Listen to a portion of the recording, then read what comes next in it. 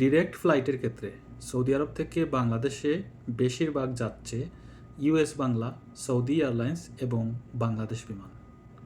Transit হয়ে যেসব airlines বাংলাদেশে যায় তার মধ্যে অন্যতম Emirates Airlines, Qatar Airlines, Oman Airlines, Salam Airlines, Gulf Air, Air Arabia, Fly Dubai সহ শ্রীলঙ্কা এবং এয়ার ইন্ডিয়াও বাংলাদেশে ট্রানজিট হয়ে যায় সৌদি আরব থেকে।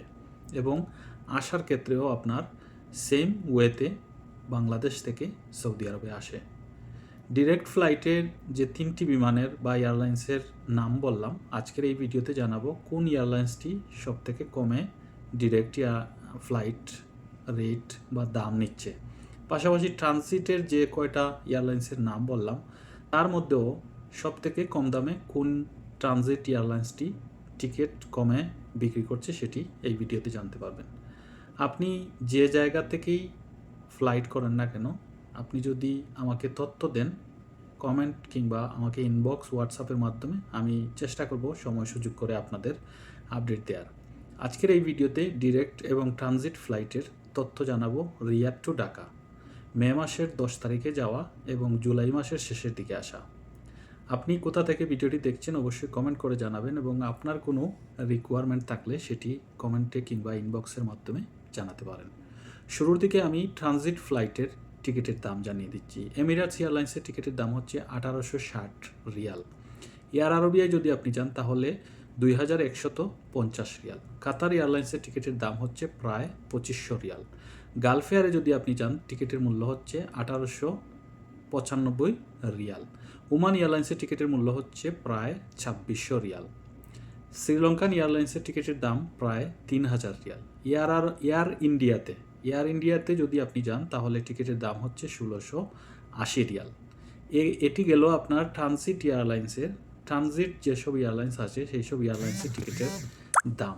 এবার আমি আপনাদের জানিয়ে দিচ্ছি ডিরেক্ট যে বাংলাদেশ বিমান, সৌদি এয়ারলাইন্স এবং ইউএস বাংলা রিয়াদ থেকে ডিরেক্ট ঢাকায় ফ্লাইট করবে, সেই ডিরেক্ট ফ্লাইটের দাম। সৌদি এয়ারলাইন্সের টিকিটের দাম হচ্ছে 2400 রিয়াল।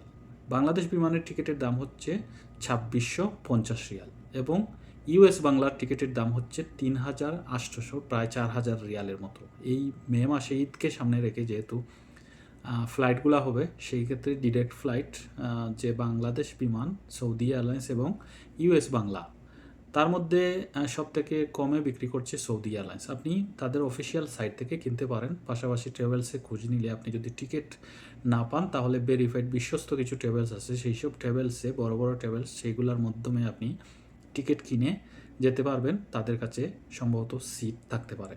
আর ট্রানজিট ফ্লাইটের ক্ষেত্রে আপনি যদি বিশেষ করে এমিরাটস এয়ারলাইন্সের সবসময় দামটা কম থাকে, তবে আজকের এই আপডেটে দেখতে পাচ্ছি আমি যে আপডেটটি এসেছে, এয়ার ইন্ডিয়ার টিকিটের দাম কম, প্রায় 1700 রিয়াল।